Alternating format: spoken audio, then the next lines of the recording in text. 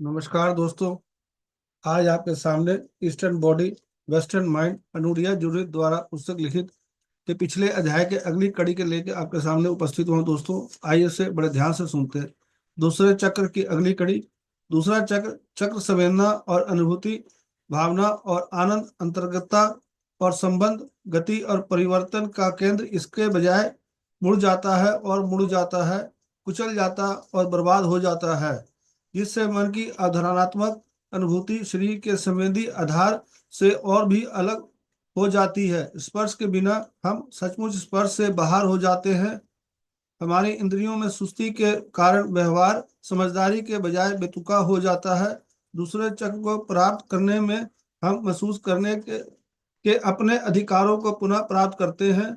हम जुनून और आनंद, जरूरत और भेदता और आंतरिक और बाहरी वास्तविकता दोनों के साथ अपने संवेदी संबंध को भी पुनः प्राप्त करते हैं। हम गतिशील ऊर्जा के प्रवाह को मुक्त करते हैं, जो विकास, परिवर्तन और रूपांतरण के लिए आवश्यक है, और उस कवच को हटाते हैं जो हमें अलग करता है, और फिर हम उस अन्यता को पुनः प्राप्त कर सकते हैं जिसकी हमें लालसा रहती है। अपने खंडित अलगाव को समाप्त करते हुए, कामुकता और आध्यात्मिकता का लंबे समय से एक विवादास्पद रिश्ता रहा है।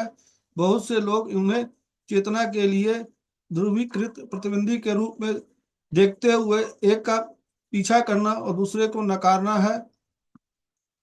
ऐसे जैसा हमें बताते हैं कि आध्यात्मिक बनने के लिए हमें इच्छा पर काबू करना होगा, कामुकता का त्याग करना होगा, अपनी भावनाओं से ऊपर उठना होगा।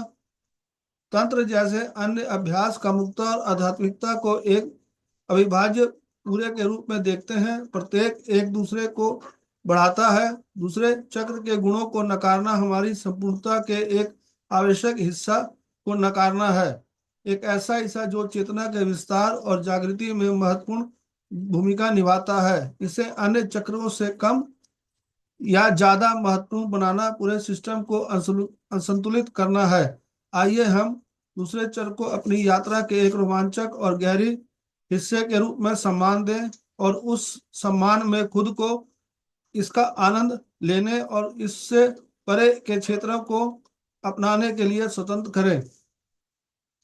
खुलना पखुड़ियां, यानी चक्र को पंखुड़ियों के खुलने के बारे में बता रहे हैं। दूसरे चक्र के मूल मुद्दे परिवर्तन, आंदोलन, प्रवाह, सनसनी, आनंद, भावना, जरूरत, इच्छा, छाया, अपराध, द्वंद, लैंगिकता, पानी में गोला लगाना, पानी के नीचे जाने, डूबने और फिर से जन्म लेने का मिथक, बपतिस्मा का मिथक, नए अस्तित्व को प्राप्त करने की संभावना के साथ, और गैर अस्तित्व की ओर एक साहसिक छलांग है।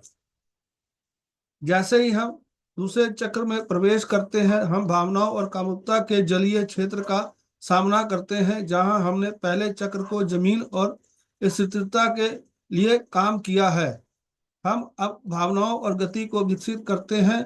जहां हम अस्तित्व और संरचना, अब हम कामुकता और आनंद पर ध्यान केंद्रित करते हैं। हमारा सम्मत तत्व पृथ्वी से पानी में, ठोस से तरल में स्थानांतरित हो गया है। इस स्थानांतरण में हम परिवर्तन का सामना करते हैं। स्थिरता के माध्यम से चेतना अर्थ पाती है, परिवर्तन के माध्यम से यह उत्तेजना पाती है, और विस्तार, भावनात्मक पूर्ति शरीर के संवेदी और संरचनात्मक रूपों के भीतर भावनात्मक प्रवाह और भावनात्मक संयम को संतुलित करने से आती है। अगर हम शरीर को आत्मा और भावना के लिए एक बर्तन के रूप में सोचते हैं, तो चक्र एक में पृथ्वी का तत्व पृथ्वी दो के तरल स्तर के लिए समर्थन और संयम प्रदान करता है। ठीक वैसे ही जैसे एक कप पानी को रखता है, उचित संयम के बिना पानी बह जाता है और कप सूख जाता है। हालांकि अत्यधिक संयम के साथ पानी बिल्कुल ही भी नहीं बह सकता है और स्थिर और नीरस हो जाता है। आदर्श रूप से हम एक ऐसा कप चुनते हैं जो भरने, धारणा करने और खाली करने में सक्षम हो। पहले चक्र का कार्य इस कंटेनर का निर्माण करना था। दूसरे चक्र में हम इसके घटकों को देखते हैं। आंदोलन को जाने देना। पहले चक्र में हमने जमीन पर टिके रहना, स्थिर रहना और ध्यान केंद्रित करना सीखा।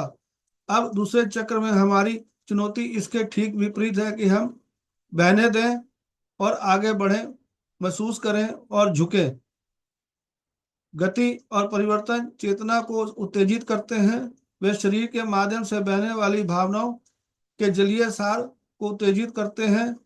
ब्रह्मांड केवल स्थिरता और परिवर्तन के निरंतर नृत्य के माध्यम से अस्तित्व में है। स्थिरता के माध्यम से चेतना अर्थ नहीं है, परिवर्तन के माध्यम से यह उत्तेजना और विस्तार पाती है। परिवर्तन के भीतर स्थिरता को खोजना प्रकट होने वाले प्रवाह को गले लगाना है। भौतिक तल पर गति हमें सचमुच अपने नितंबों से ऊपर उठाती है, जहां हम चक्र की एक के लंगर से उठते हैं और बाहर की ओर फैलते हैं। गति के माध्यम से हम अपनी धारणा के क्षेत्र का विस्तार करते हैं और अपनी संवेदी इनपुट को बढ़ाते हैं। शरीर को हिलाने में हम मांसपेशियों के ऊतकों का निर्माण करते हैं, परिचरण बढ़ाते हैं, तंत्रिका अंत को उत्तेजित करते हैं और आमतौर पर शरीर की लचीलापन और जीवंतता को बढ़ाते हैं। तंत्रिका तंत्र के माध्यम से आनंद और उत्तेजना का प्रवाह जीव को संवेदना और जागरूकता में बदल देता है। गति का अपना आनंद है। हम जिस तरह से चलते हैं उस पर ध्यान देकर हम पहले से इसे बढ़े हुए मुद्दों और भावनाओं को उजागर कर सकते हैं। पहले चक्र में हम इन रूपों के चलने और उनके व्यवहार का निरीक्षण करते हैं। संपर्क करें। सनसनी इंद्रियों, आंतरिक और बाहरी दुनिया के बीच का प्रवेश द्वार है। दृष्टि, ध्वनि, स्पर्श, स्वाद और श्रवण हमें हमारे आसपास की दुनिया का लगातार बदलता हुआ आंतरिक मैट्रिक्स देते हैं। इंद्रियों हमारे समस्त सिस्टम का डेटा इनपुट है। वे हमें अपने अनुभव के से जुड़ने और उसे अर्थ देने का अनुमति देते हैं। अपनी इंद्रियों के माध्यम से हम सुख और दर्द के बीच अंतर करते हैं। हम फैलते हैं या खालीपन होता है तो हमारी इंद्रियां बंद हो जाती हैं। संवेदना और भावना का जटिल संयोजन हमें अनुभव की भावनात्मक बनावट देता है। भावना की भाषा के रूप में इंद्रियां हमारे मूल्यों का आधार बनती है। हम किसी चीज को कैसे समझते हैं और उसके बारे में कैसा महसूस करते हैं, यह हमारे मूल्यों को निर्धारित करता है। हमारे आसपास की चीजों के साथ एक कामुक संघर्षण के बिना हम अपने मूल्यों और भेदभावों की भावना खो देते हैं। दोस्तों, यह अध्याय यहीं तक। कल फिर आप इसके अगली कड़ी के साथ उपस्थित होंगे। धन्यवाद। Thank you.